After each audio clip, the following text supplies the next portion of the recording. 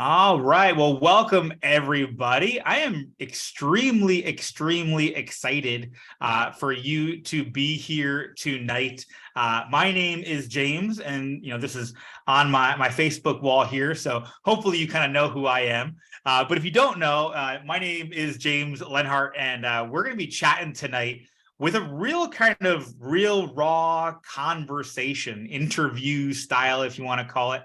But it really is all about why people are choosing this company called MDC. Now, brief history on myself, and then I'll bring on my special guest who's already on here with me. But again, I've been with MDC for really only about a month and a half, and I've known of the company really since it launched, which we did. Demond and I share that, but he's got a better story than I do about it a little bit.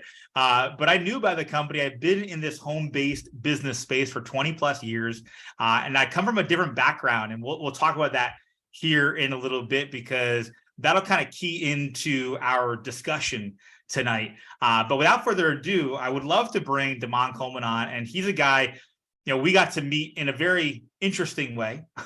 So we were at a convention recently, and the hotel decided to give him our room. And so while Angel, my partner in all things, was about to get in the shower, Demond was opening the door to say hi to his new roomies.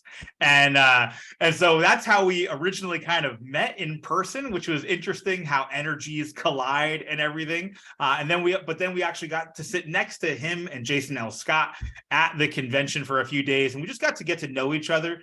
And what's really cool is that everyone in this company wants to work together with everybody, which not only in a company is that rare, in the world, it's rare. And so that's what we're going to be talking about tonight too. So Demond, I'm not going to steal your thunder because I want to give you the reign of, I first want to know just your background and who you are just as a person. Let's not even talk, business yet. Let's talk like where Demond come from. Tell me a little bit of the juicy stuff that you talked a little bit on stage, but I'd love to know where you come from, and then we'll kind of jump into the business stuff. Absolutely, James. Well, first and foremost, man, I appreciate you having me on tonight. I gotta go back to that original in-person introduction because I've been studying the law of vibration for about the last 6 years. And pretty hardcore the last 4, I would say.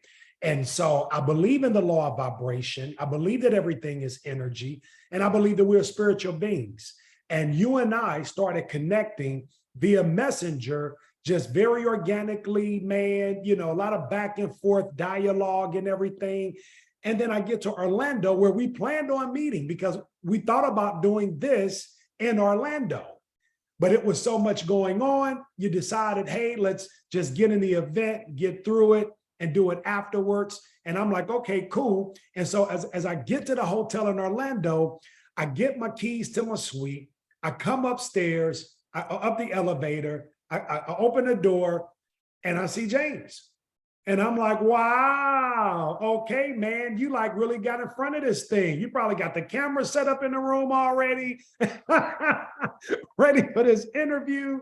But it was a great first time introduction. I believe we attracted each other. I believe I was meant to come to your room. I don't believe in happenstance or chance. And so now we're cousins because I won't tell them how I saw you when I opened the door. I'm going to leave that part out. Your secret is safe with me, man. Thank you. But no, to get right to it, in terms of, a little bit about me, man, I'm a serial entrepreneur. I started off in St. Louis, Missouri, in the area called Kinloch, which in the beginning of Kinloch, it was the first all-Black historical city in America in terms of Black-owned businesses, Black homeowners, Black schools, Black entrepreneurs. It was just thriving. Okay. And that's what my great-great-granddad used to own half of the freaking town. Okay. Interesting story I found out about. Okay. And so by the time I became a kid, it was known as the jungle. And so this glorious place became very violent, drug infested, crime oriented, you know, as drugs infiltrated our community. And so I grew up in an era, you know, where if you couldn't hustle, man, you couldn't eat. You know, I had friends that started in the streets at the age of 12 and 13 years old. But leading up to that, my mom married my stepdad, you know, when I was about 8 years old. And James, he taught me how to work. And so I would go from door to door, cutting grass, raking leaves, shoveling snow. At the age of 9, I was like the neighborhood landscaper, if you would. And that went really, really well in terms of being able to buy my own sneakers, get my own haircuts, you know, just the basic things, man, that, you know, the kid will want to have snacks during snack time at school, stuff my kids have, they're oblivious to, got options. But it started off just hustling for necessities, okay? And by the time I was like 13, you know, started cutting hair. My dad got clean from crack cocaine, you know, by the time I was 12. By the time I was 13, I moved in with him and he brought me some clippers and was like, man, I can't keep taking you out to your brother to get your haircut. You got to do the best you can. And so I commenced to jacking up my hair and got pretty good at doing that, to the point my friends asked me to jack them up too. And so for $2, you can come get jacked up with a crazy haircut. But by the time I was 15, man, you know, I was cutting hair for money, even doing chemical services. And then I started getting involved in some street activities with my friends. And that was the beginning, man, of me just really having a taste of options, because it went from haircuts to sneakers to, you know, putting myself in a position to have things most kids my age wouldn't have. And so, you know, got addicted to those choices and that lifestyle. By the time I was a junior in high school in the 11th grade, man, I was already cutting hair at a professional barbershop with no license, kind of getting a taste of, you know, another taste on another side of flying under the radar. So I'm like, okay, this thing is working for me.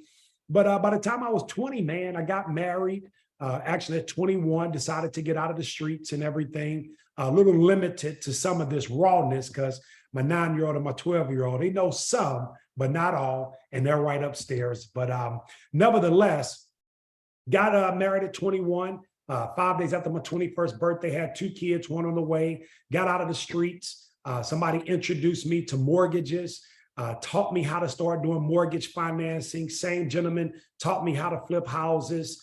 And by the age of 23, man, I was doing mortgage loans for the largest mortgage broker banker in the state of Missouri, called USA Mortgage. They're actually still there in Creve Coeur. And then I started learning how to flip houses, to the tune of even having boarding houses.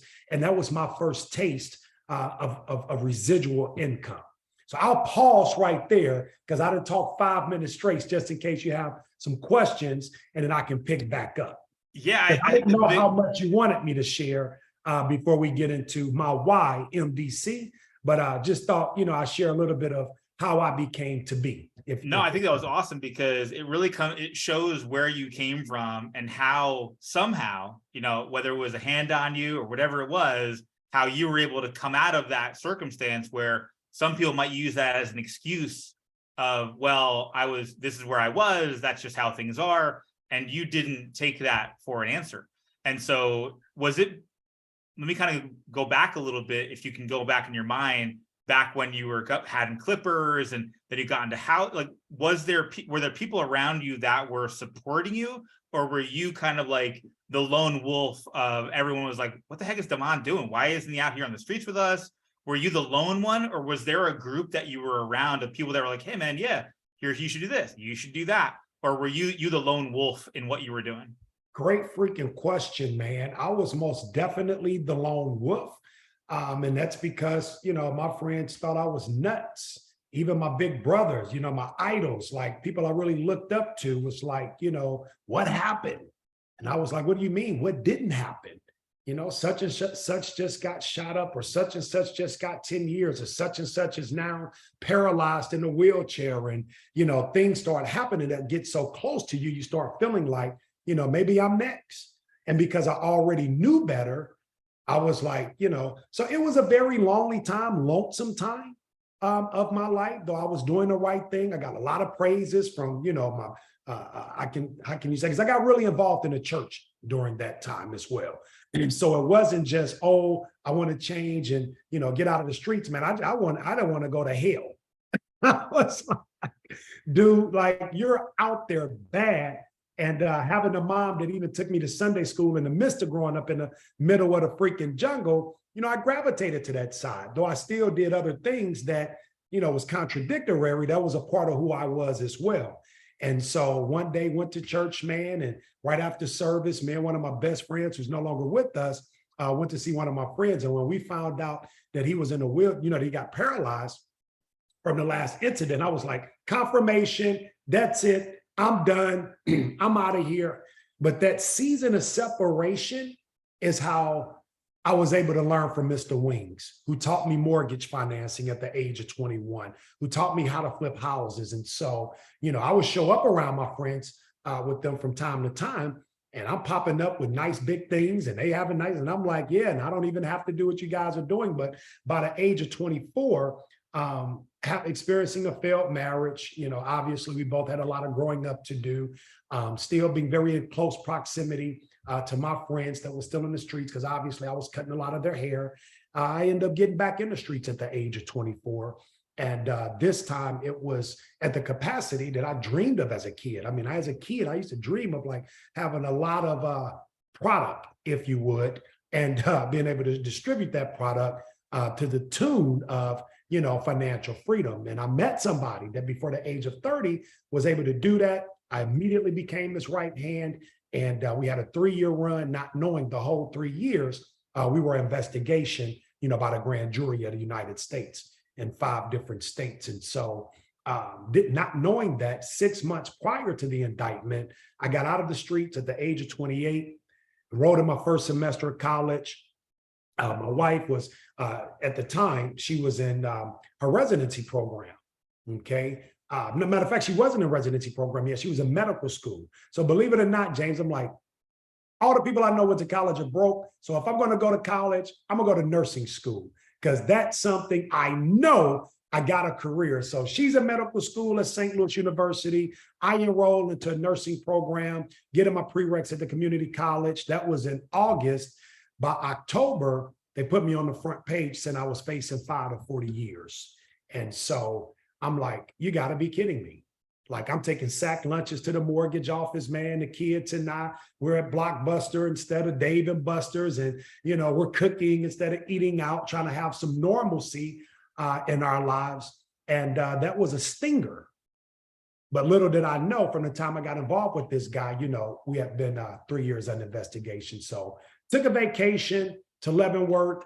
And, during that time, I really indulged in personal development, though I didn't know it was personal development. I just read a lot of self-help books, like a lot. And I was like, man, this sounds like you, because a lot of things that they were saying, I was identifying with. And I'm like, well, how do you apply all of this? And I was clueless. And then when I got out in 2008, thinking I was going to start flipping houses again, doing mortgage loans, because I had my plan set for me, like the market crash, kind of like what's about to happen right now. And I'm licking my chops. I can't wait. But nevertheless, man, I came home to that big disappointment, got married in prison 3 days after my wife graduated from medical school before she started her residency. No, this was 3 days after she finished her residency. This was medical school. So she finished 3 days after medical school. We got married in Leavenworth, then my khakis, the whole 9, and came home very disappointed because, her dad told her don't do it. Her friend told her you're crazy, but she did it. And I came home to the disappointment like, wow, the heck am I going to do now? And so I went back behind the chair, cutting and styling hair. Though I retired from that industry after being an owner and operator in my early 20s, because I took some of my proceeds from flipping houses and bought 2 salons. So I thought I was done.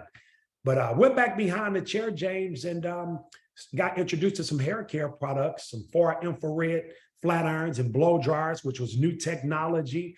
Met the owner of the company at the Bronner Brothers Hair Show, got my own account, did over 6 figures my first year home from the feds. Between, selling the flat irons and blow dryers and cutting and styling hair. Those are my 2 gigs. And I did so well, the owner of that hair care company asked me to come back to the Bronner Brothers, where there's over like 10,000 people, hundreds of vendors. And that's where a lady out of Houston, Texas introduced me to network marketing. And that was August 2008. I went to my first meeting by November, because I didn't even know I was in a network marketing company. She sent me a picture of her check. It was like 20 grand. And that's what got me to the meeting. And so went to that meeting, met some other individuals. One was a former stripper. One was a freaking real estate broker who was like huge in Atlanta. One was an NBC producer, like, you know, behind the scenes. So you had this house of like mixed up people, like from all these different backgrounds. But the lady that had the biggest check in the room was the former stripper.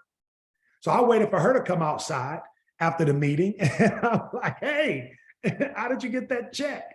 She said, oh, I talked to everybody. I said, well, me too. I talked to my family, my friends, you know, like our sponsor told us to. I said, but they, you know, they're not buying in. She was like, none of my friends, family believe in me. Like I used to dance and et cetera. I'm like, well, I just got off the fence.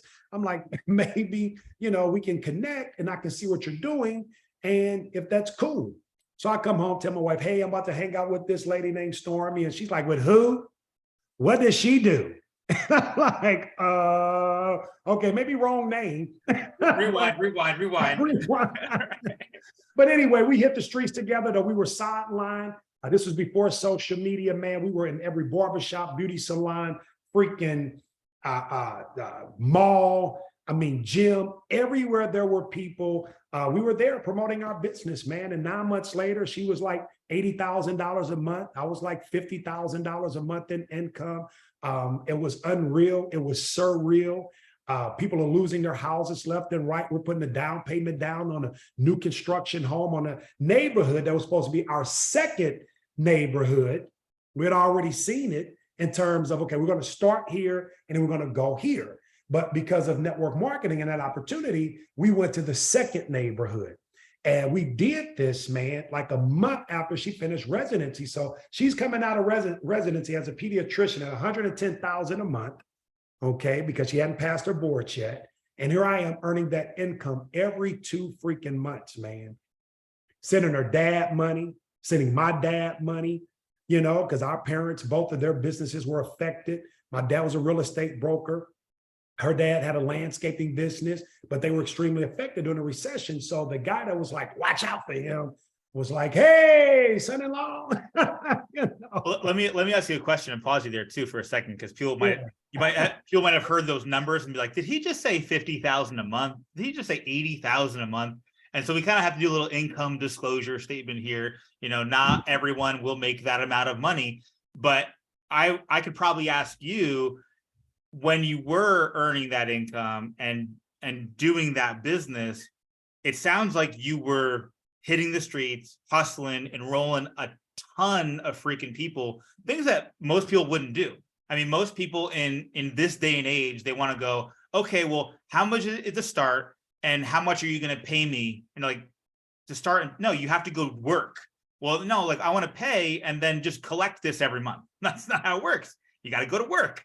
And so because of where you came from, work was not a foreign word. It wasn't like, gee, now I have this opportunity. What should I do with it? Should I just stay here and wait for people to come buy my goods from me and then they'll just pay me all this money? No, you said, oh, here's an opportunity. I'm going to go share with everyone that breathes. So during that time, was it like an instant success for you? Were you like, oh, in like 1 month, it was like, yes, no one said no to me. Everyone dropped down. They all said yes. They all just bought the biggest pack. What was that like for you in those couple months as you were building? So when I first got started with the company, I only retail. Okay.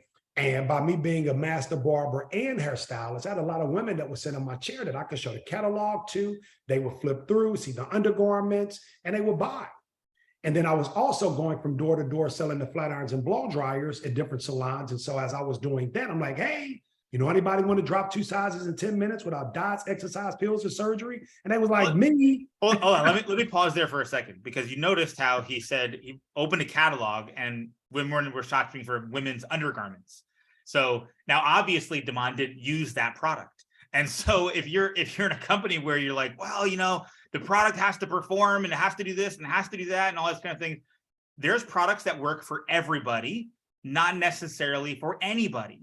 And so it really comes down to show what he did and the success that he had.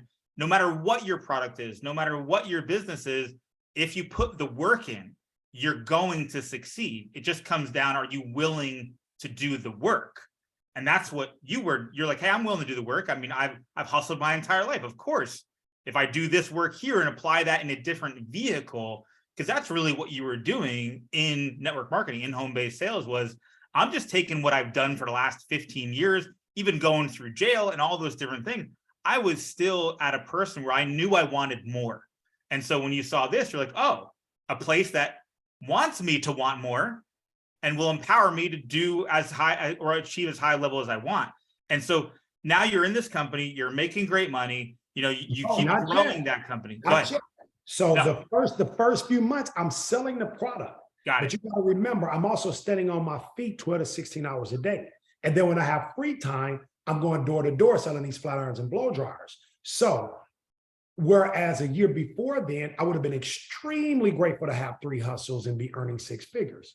But after earning 6 figures and not having any time whatsoever, I come in the house, take a shower, go to bed, wake up before. So I'm asleep after my wife and I'm up before her.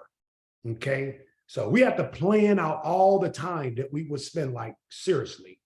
And I got very frustrated. And from the time I got out, I had a guy in my ear like, hey, man, I got you.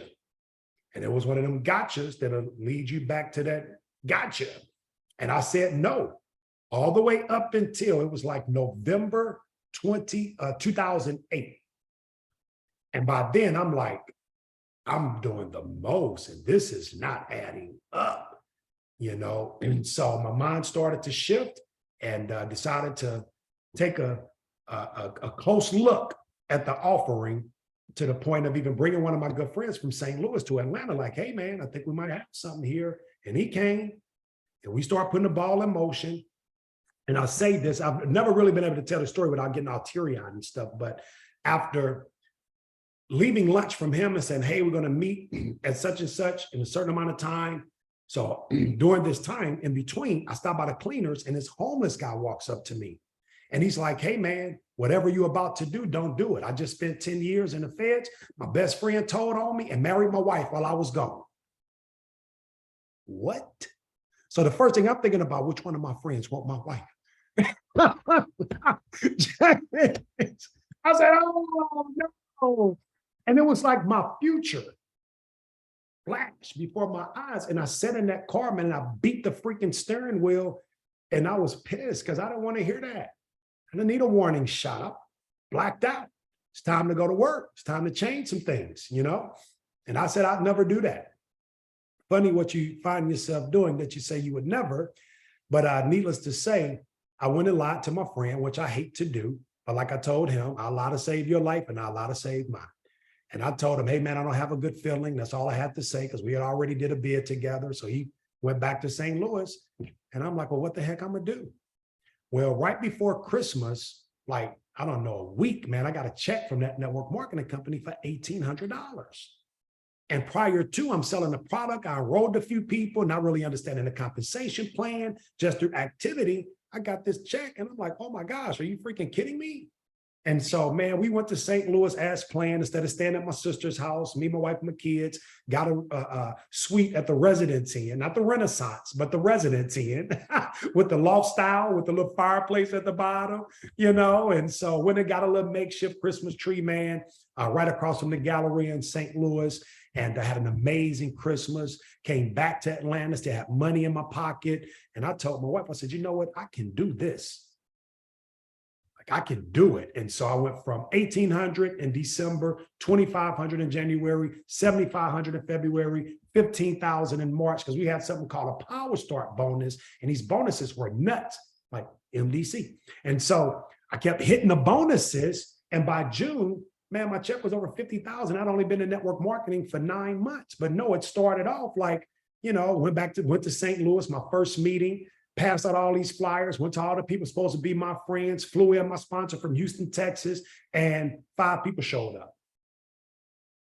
Had all these appetizers and chairs I rented. And man, I had egg on my face and I was so hurt. I was disappointed, but my sponsor left me. I begged her. I said, could you leave these bag of garments? Because a lot of people couldn't come and I'm gonna take them to them. She's like, I'm gonna leave them, but don't you sell my sample garments.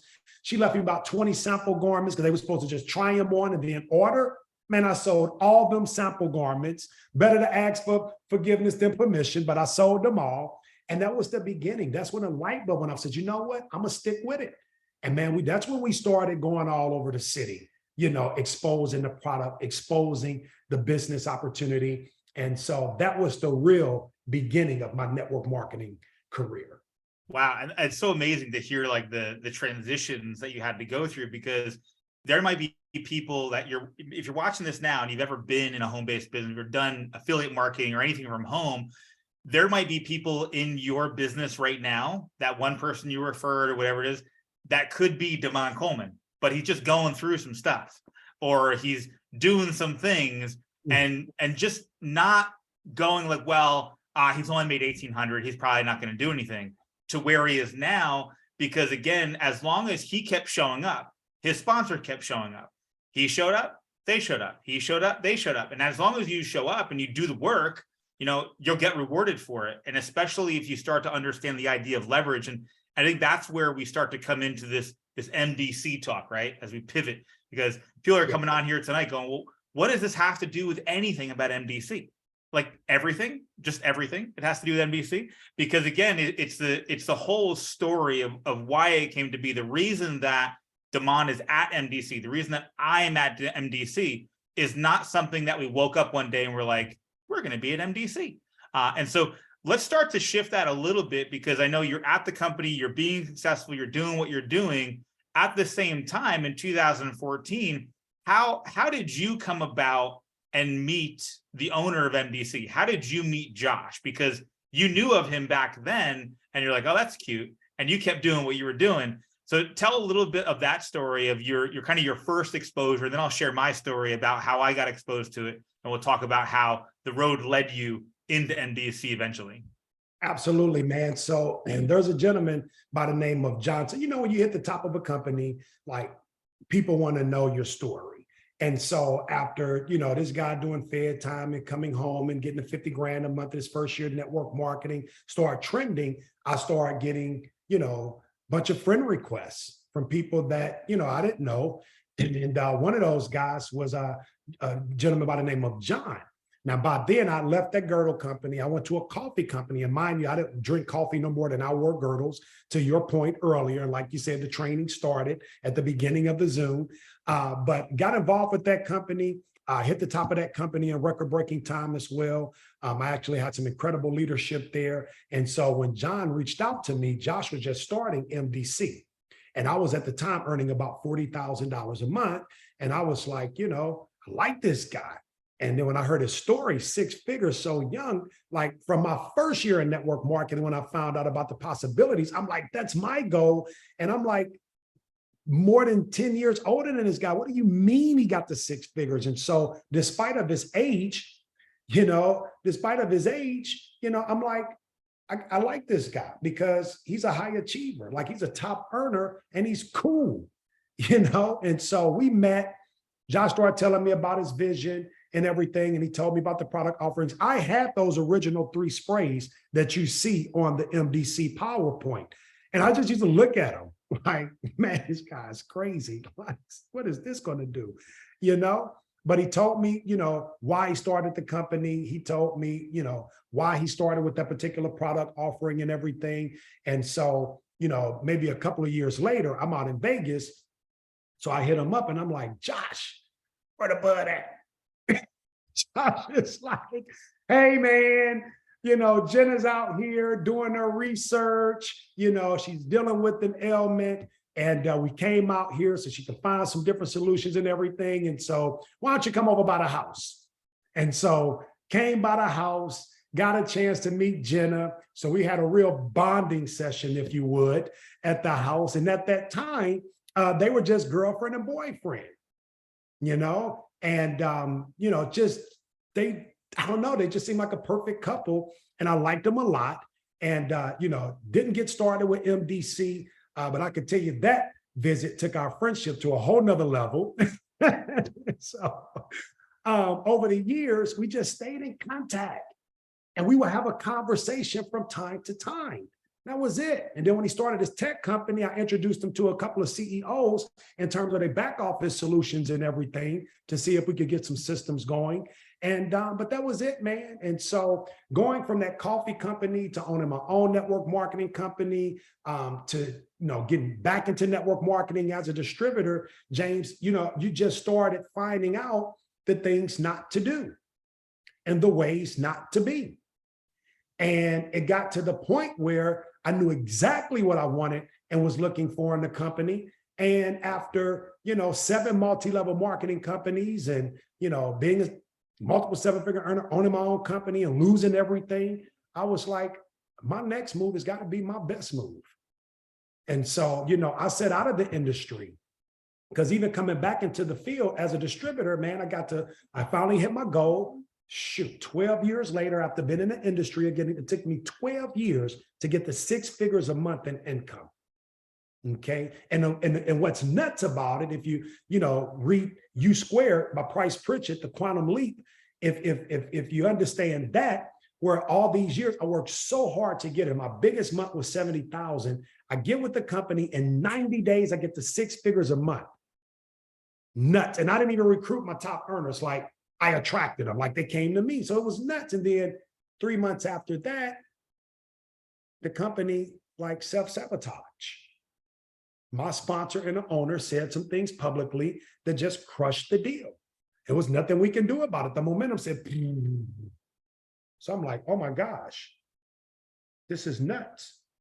Go to another company based out of Dubai, a technology company, no products, first time in my career. I'm at a digital company. Man, I didn't know how I was going to go, but 4 months later, I'm at 65,000 a month. I'm like, oh my gosh, okay, we got it. And all this time, I'm trying to raise capital to relaunch my feminine hygiene product, which is what I launched my network marketing company with. So I'm like, I'm going to come back in as a distributor, get my hustle on, raise my capital, and launch my feminine hygiene company again. But it's like every single, it's one thing after the next. So then a company out of Dubai, 4 months in, we lose the merchant account.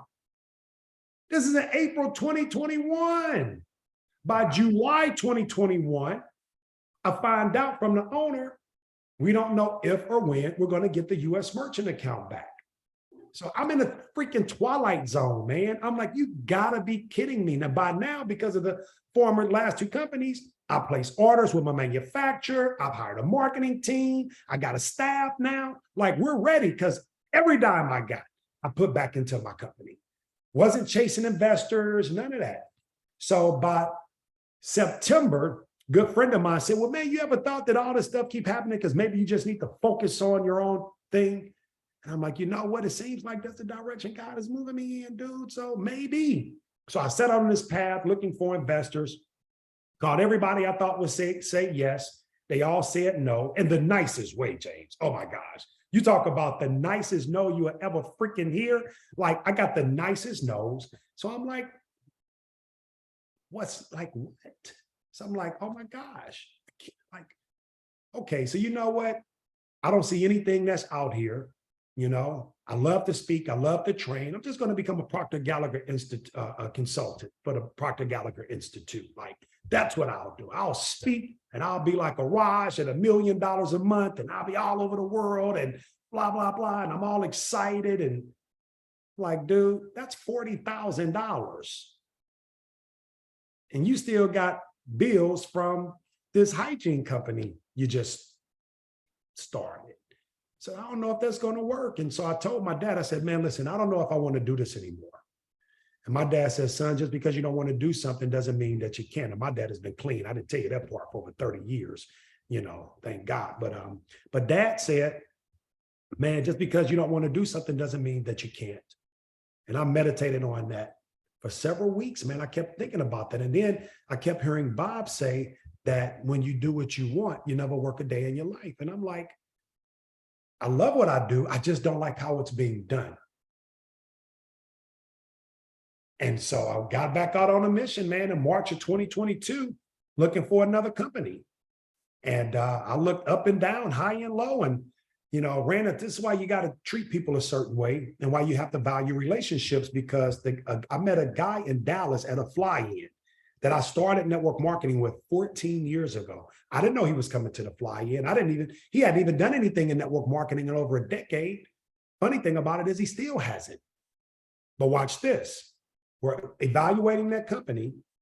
Well, I'm evaluating. He's trying to get a freaking deal, but I'm evaluating the company. Then he comes and tells me, hey, you know what? I don't like how these guys are treating me. Hey, man, I'm going to go over and sign up with Candace at MDC in my daily charts. I said, Candace?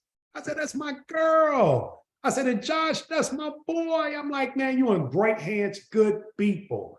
Congratulations, So then, as it would go, I declined on that company, found the company, and I was about to come out of the freaking phone booth like Superman, James. I'm like, oh my gosh, this is it. Well, that guy he got on the phone with Candace. Candace got him on the phone with Josh. And the first thing Jason asked Josh is, hey, do you know Demond Coleman? Josh said, oh, that's my boy, et cetera, blah, blah, blah, blah, blah, blah. So they hang up. Josh calls me. Hey, man, how's it going? Et cetera, et cetera. I'm like, dude, it's going great, man. We haven't talked in a while. Major congratulations on merging with HempWorks.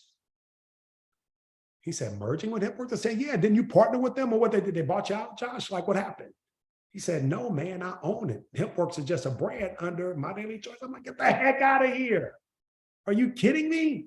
He like, yeah. I'm like, man, that is freaking awesome. But I'm like, man, I found what I've been looking for. He said, well, what's the name of the company? I tell him. He says, no, James. Immediately, I tensed up because I'm 16 months with no income, man.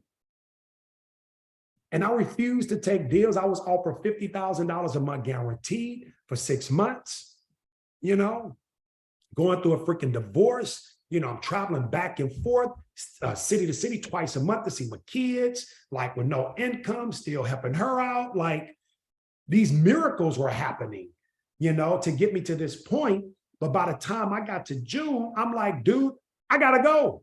And I found it and I don't want to hear it because I'm not coming to MDC. So like, don't do that, man. Like, where's your professionalism?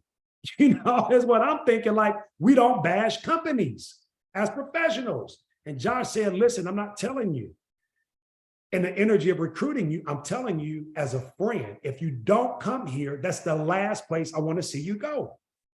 So out of respect to Josh, I went to the guy that was, coming after me. And I said, Sam, I said, from a very reliable source, this is what I'm hearing. He said, what did you hear? I told him. He said, unfortunately, my friend, it's very accurate. Wow is right. And I said, are you kidding me? He said, yeah, man. And then he went on to tell me it was more things wrong with the company than what even Josh told me. So I said, you know what, Sam, I love you for life. I'm not mad at you for trying to bring me on because you got to figure it out. You didn't just bring a bunch of people to this company, man. You brought a whole product line. So you got to figure it out. But thank you for being honest with me, because if you'd have just, told me what I wanted to hear, chances are, and that might have been the death of my MLM career. So I called Josh back. I say, hey, man, everything you said was true. I'm sick to my stomach, James, because I see nothing at MDC, because I haven't looked at it.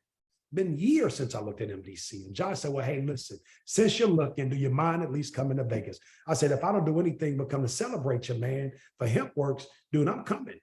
So I get out to Vegas. And the rest has been history, man. Why MDC? Infrastructure. Well, here, let me pause you there for a second. Yeah. So I just want to backtrack a little bit on what you mentioned in terms of the journey that you were on there, because you had been through so many different things, whether it was your company or someone else's company or, your Dubai company, all these different things. What were the one or two, we don't have to go into it really deep, but what were the 1, 2, or 3 things, let's do 2 things that you were really looking for when you were either considering doing your own company or looking for a company? Because I think people that are in the industry, usually people fall into companies. They have a great experience with the pencil. They go, I love the pencil and I'm going to share the pencil with other people, but they never really look behind the curtain because all they see is the pencil they love and they want to share the pencil with people.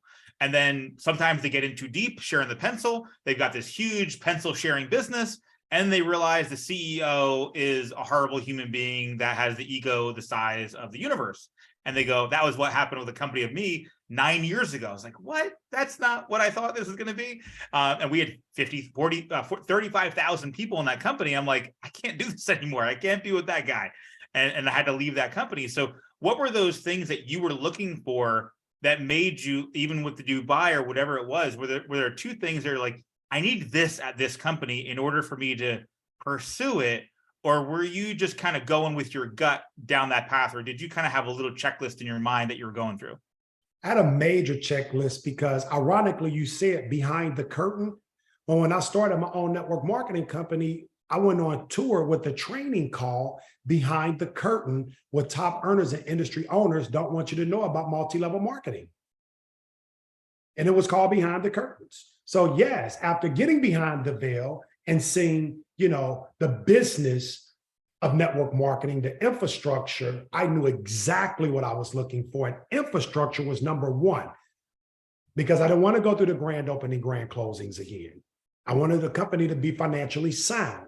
I wanted a company that was going to have international presence with the right infrastructure to be able to deliver. That was number one with Josh. $500 million company, debt-free. I mean, come on, man. You got to legally open in 120 plus countries worldwide. You got over 22 warehouses across the globe.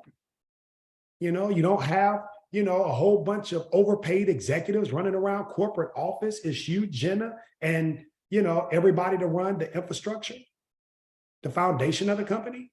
I'm like, okay, you put the money into the company, you put the money into the comp plan.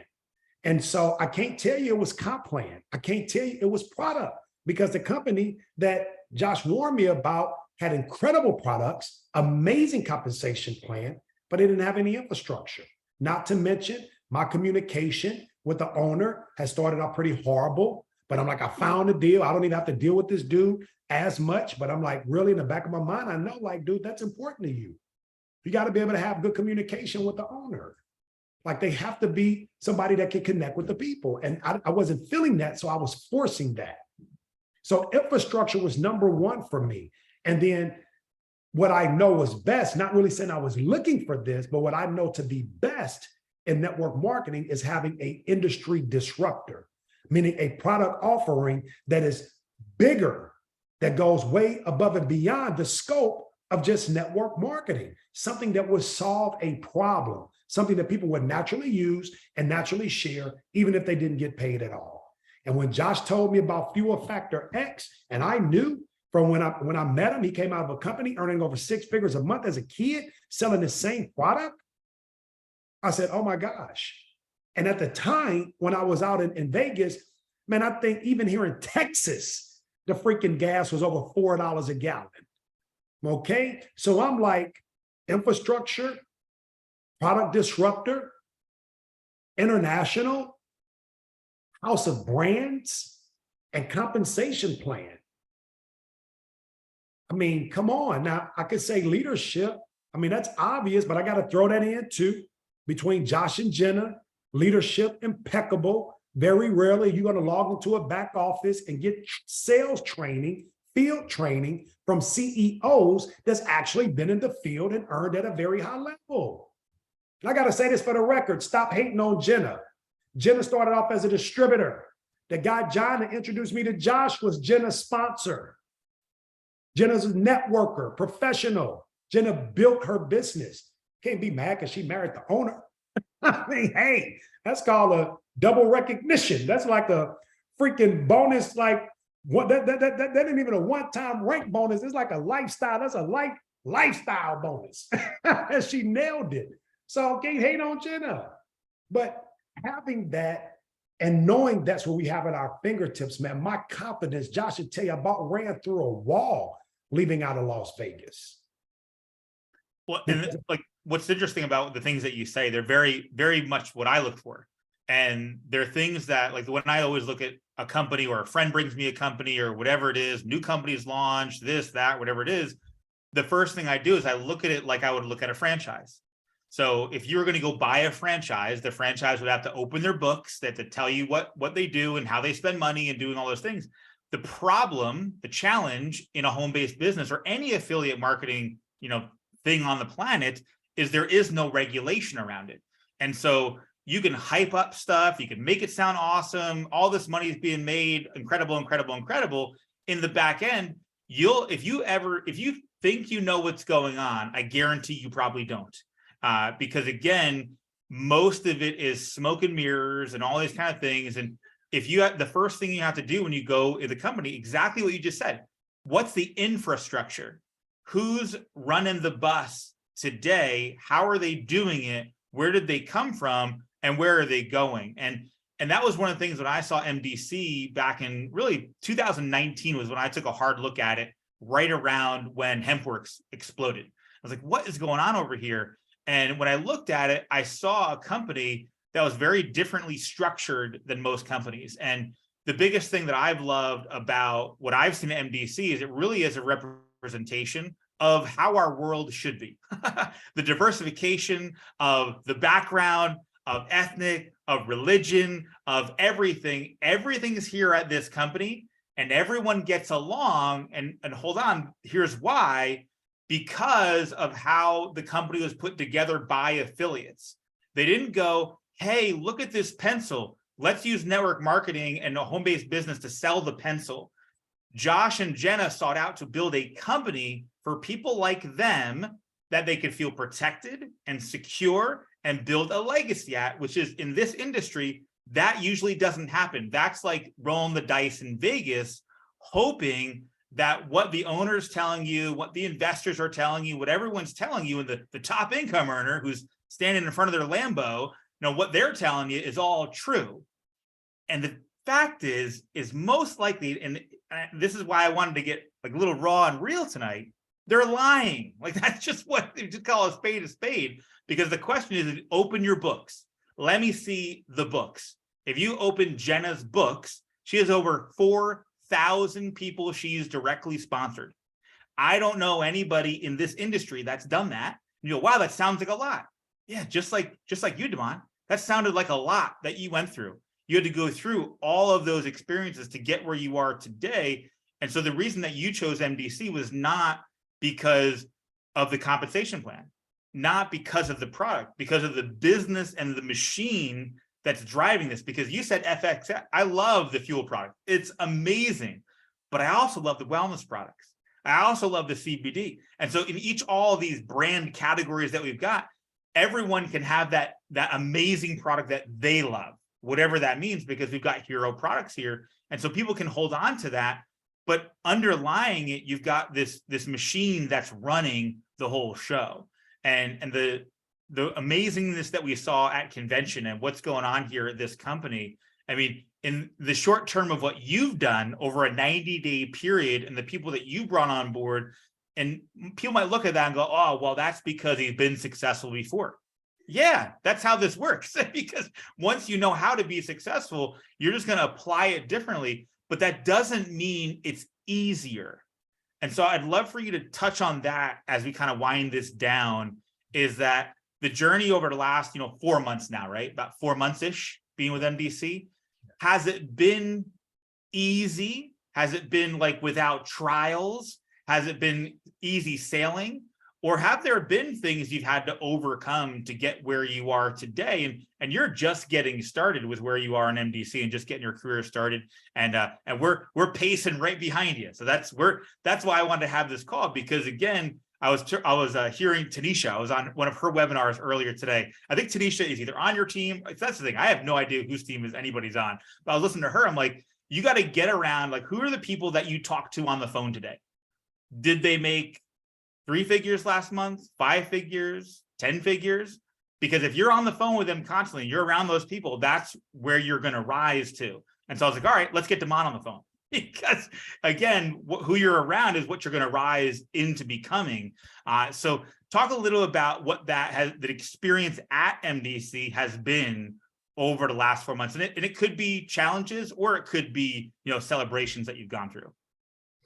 Yeah, absolutely. I was just kind of, as you were speaking, I was just kind of looking at some of these messages. Some of the chat, but no, man. I hope what I hope more than anything out of everything that we just talked about is that people believe the last thing I'm about to say. the amount of pain that you endure is to lead you somewhere. Every one of us have a story, and nobody can say that your story is better or worse than mine. We can't compare, guys, because all of our process is different. But let me tell you an idea that I fell in love with. It's called personal development.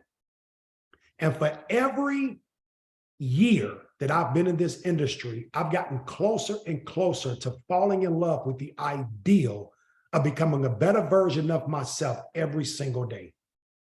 And when I tapped into the law of vibration by Bob Proctor, it saved my life. When I lost my company, I didn't just lose my company, I lost a lot.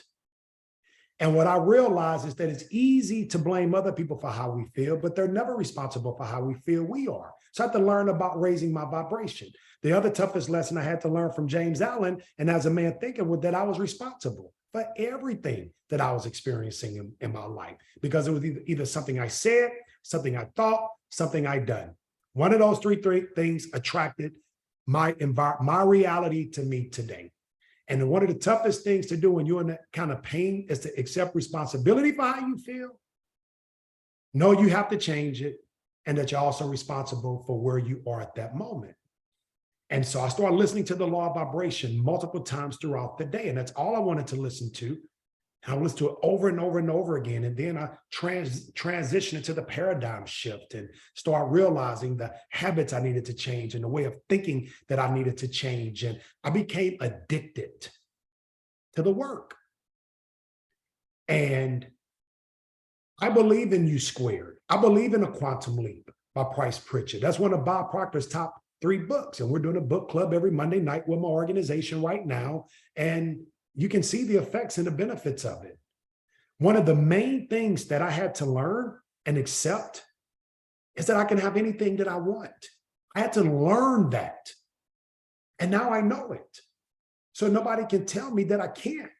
And I knew whatever company I got started with, I knew I was going to win. Oh, you're arrogant, Demond. Yeah, of course, because you did this before. No, guys, do you know every time you change companies in network marketing, you lose more and more credibility? Guys, I went through 10. I went through 10. So I didn't know who was coming with me to my daily choice. But I could tell you my top earner, Jason L. Scott I, called me before I could even leave Las Vegas. You can't tell me the work doesn't work. The most important thing that I've learned how to do in my life outside of pray is know exactly what I want. To be able to see it way in advance, to be able to say it and speak it on an ongoing and consistent basis, the doing we always done, guys. Nobody has to tell you to work at 30 plus years old, 40, 50 plus. Nobody has to tell you to go to work. You've been working, but you're working yourself to the grave, because the most important work is the work you do right here. So yes, I can go out and recruit. I consider myself to be a master recruiter, though I never really recruited a lot of people in any particular company. I've been fortunate enough to have the right people, but I'm in a season of attracting right now. I still recruit intentionally. I have to explain to my kids today after brunch, hey guys, I met a young lady. She's from Singapore, but she's been living in Australia for the last 15 years. My son held the door for her like a gentleman, just long enough for us to slow down. The ladies caught up. And I told them, well, listen, since they walked into the restaurant too late, I said, well, the Mexican restaurant over here is really good. And if you don't like that, you can go here. And if you don't like that, you can go there. And we just started talking and we stopped and we're standing there. And I told my kids like, hey, man, hey, sweet pea, sometimes when we're out having family time, dad is going to make new friends. Just letting y'all know, like, this is part of what I do. Okay. And they've seen me do it before, but I like to remind them. Okay. And so my point is, though I reached out to this lady, most of the people I reach out to don't come. But because I decided what I want, and I know I'm going to get it, guys, I'm on that frequency. Because everything I found out, I learned that everything we want is on the frequency. And all we have to do to get it is get on that frequency. And how do you do that? You raise your awareness.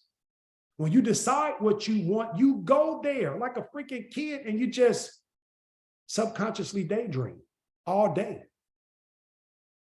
And you imagine what life is going to be like when that happens, and you feel that feeling. I knew what it was going to feel like when I got on stage at our first conference. I just thought I was going to be a 500K affiliate.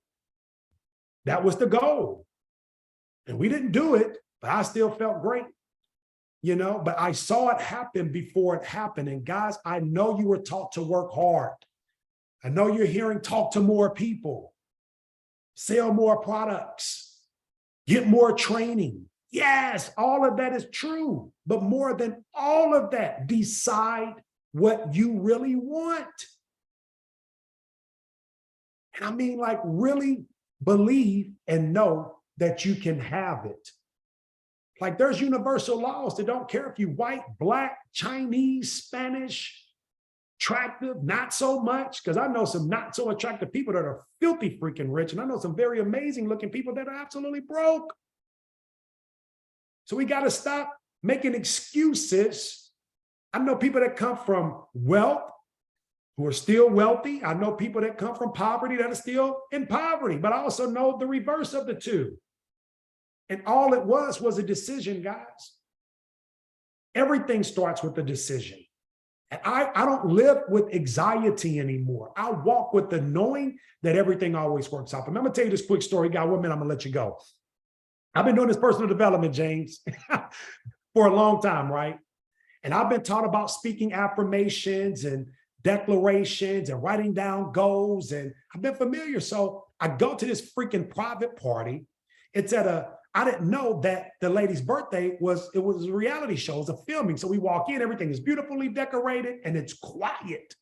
All you hear is people talking. I'm like, what kind of party is this with no freaking music? They're like, what's a reality show? I'm like, oh my gosh, we're all married to medicine. They're like, yes. I'm like, oh, cool. So I'm in there and we're networking, we're talking. And so the young lady that put the event together, she's introducing me to people, and she introduced me to this really attractive white woman named Suliana. Okay. She says, Suliana, this is Demond, he's in sales. Demond, this is Suliana, she's in sales. Now y'all talk. And she walked away. I said, okay, cool. So we're talking, and Suliana's telling me about this job she had. She absolutely loved. She was in sales, as well. And, like they played her and everything. And at the end of the conversation, she says, but it's okay, because everything always works out for me. And this is nuts about the paradigm. When she said it, I was like, you ain't supposed to say that, you white. I said, you're not supposed to say that. I just said to her, I said it to myself. And then immediately, because of the work that I've been doing, my subconscious said, she's right. Why aren't you saying that about you?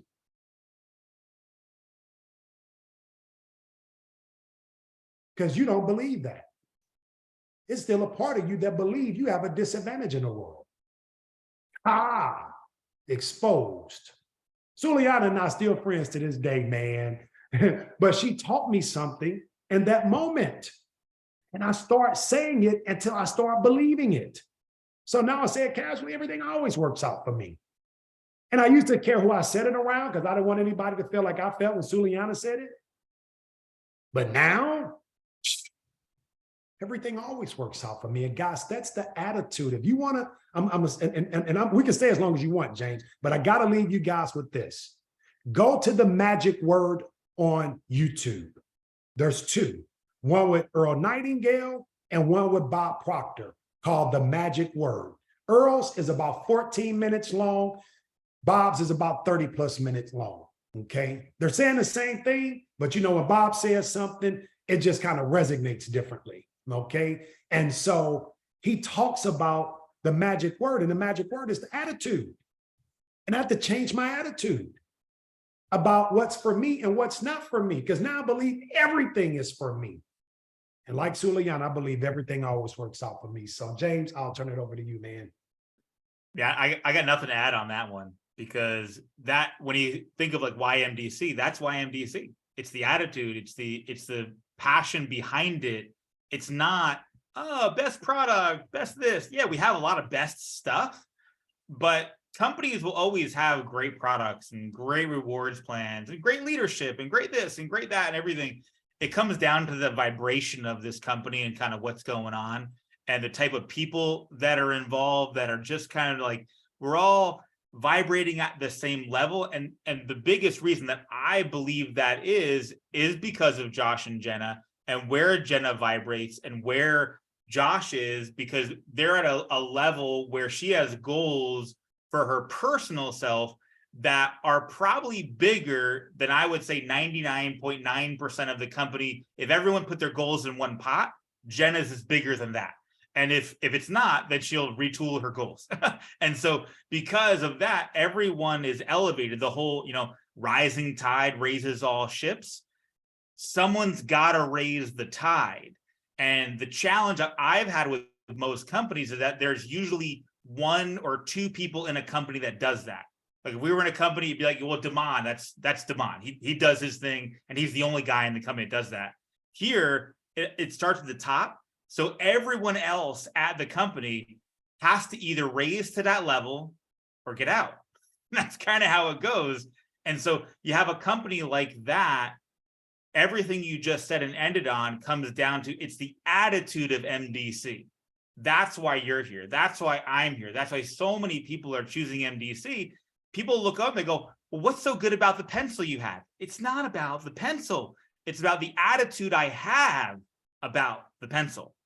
That's what matters. And so I just want to say thank you so much. I'm going to go back. I'm going to put this on audio. I'm going to listen it over my brain. I'm going to delete my sections and just listen to yours. Because again, it really just kind of comes down to, if you want to have success, whatever company you're in, this is not a recruiting call. This is not like, hey, everyone come join MDC. That's not what this is for. This is okay. Well, then come and join me. James is good. He doesn't need any new recruits for the record. You can. I muted him. It's okay. But that's what it comes down to. Again, I'm unmuting you. But it comes down to, we have fun here. You can tell that our attitude here is everyone's welcome. Whatever your goal level is, whatever you want to do, this is a company that you can do it at, and learn to be around people that want you to succeed, even if they're not on your team or in your support or in your down or anywhere. Demond and I are as cross-line as you can get in this plan. And we want each other to succeed, because if Demond is super successful, that raises the vibration of the company. If we're super successful, it raises the vibration of the company to where, when we're vibrating at this level, the people that come to Demond's organization, they'll be impacted by how successful we are, and they don't even know us. Now, that's a whole different concept that we're not going to go down tonight, but that's what this is all about. So if you watch this, if you got any value from this, feel free to share it. We're going to have it on recording. We'll throw it up on YouTube, so you can kind of go share it on there as well. But Demond, thank you so much. I'm gonna just kind of give the last word to you, and then we'll just end the call. Awesome. As a Man Thinketh by James Allen, U Squared by Price Pritchett, The Four Agreements by Don Miguel Ruiz, and Think and Grow Rich by Napoleon Hill. Okay.